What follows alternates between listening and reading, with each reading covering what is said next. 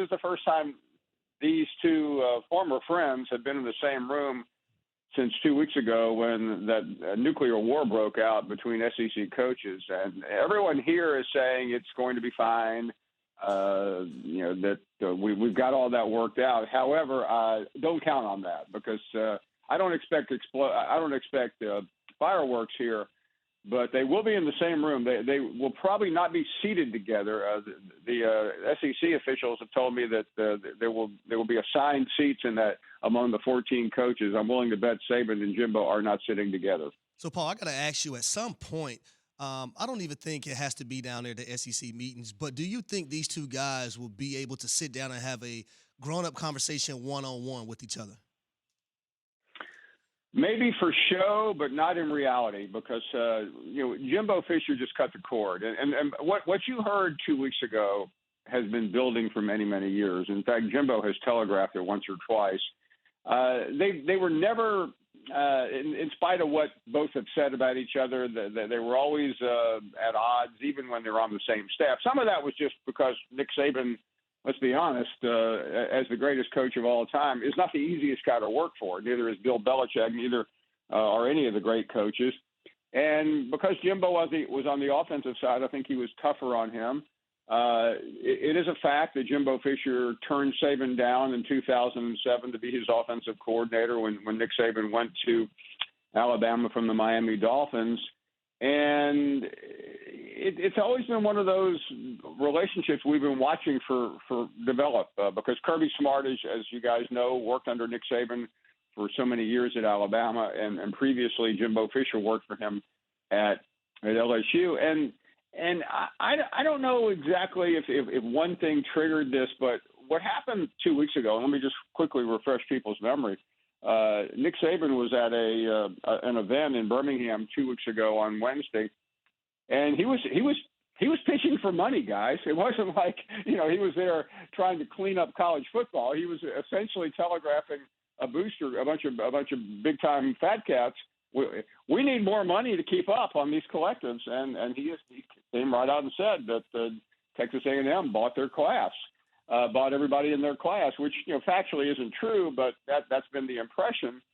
And Jimbo came back the next day in about as scorched earth a response as I have ever heard in the world of coaching. I'm not talking about after a game.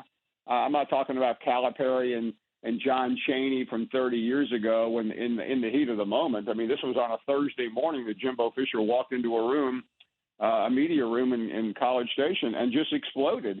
And everything he said about Nick Saban were things we have never heard before by anyone, at least in a public forum, and that's what made this so shocking. Saban tried to walk it back a little bit by saying maybe he gave one of those, if I offended anyone, I apologize, but it didn't matter. It was, and then Jimbo the next day doubled down again. So he has not been heard from since. I think he understands the magnitude of this event. What I mean by that is. This is while we're sitting here on a beach, there will be a lot of media, and this is the show, as you guys know. I don't expect Jimbo to continue because I can tell you the commissioner of the SEC, Greg Sankey, has more than likely, how about absolutely, talked to both and said, listen, enough of that. We're a multi-billion-dollar league. We don't need it. Paul Finebaum, host of the Paul Finebaum Show, weekdays at 3 p.m. Eastern on the SEC Network and the ESPN app.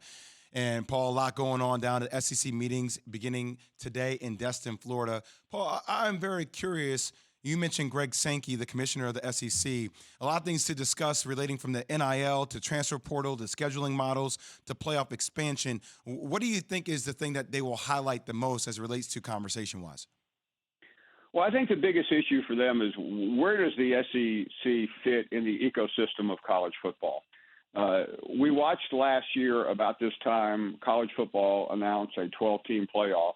Greg Sankey happened to be one of the 4 members of that committee. It was on the fast track until Texas and Oklahoma announced in late July they were coming into the SEC. Everything blew up after that, and then finally earlier this year it was shut down.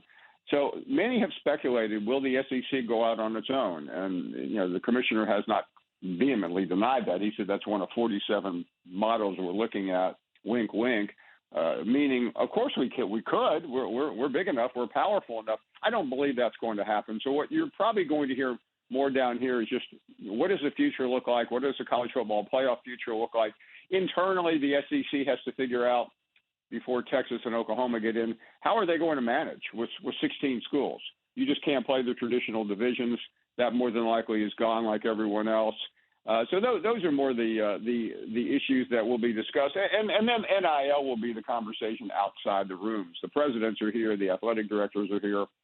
And I think you'll hear the same things from the SEC officials that you've heard from all the others, that we have to figure out a way to manage the transfer portal. It just can't be open the entire year.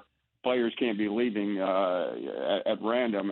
So those are the issues here are really the same issues for everyone else, except the SEC just is at the top of the food chain with the Big Ten. Paul, being down there with all the coaches, who is the one coach in the SEC from the East or the West that you think is going to emerge this year and their program is going to have a lot of success? I think a lot of people are really looking at Josh Heupel at Tennessee. He had a shockingly good year last year. I mean, record-wise, no, 7-6. They lost a bowl game in the final seconds. But he really has become the coach that people privately talk about in relation to who is that next offensive genius? Who is this next guy that is going to really turn heads? Another coach I think you need to keep your eye on, and he does not get the national attention because he was at Lafayette last year. But that is Billy Napier at Florida. I think he could really turn that program around quickly after Dan Mullen was fired. And beyond that, it's going to be the usual suspects. It starts. You'll have Alabama, Georgia, maybe Texas A&M ranked in the top 10. Thanks for watching ESPN on YouTube. For live streaming sports and premium content, subscribe to ESPN Plus.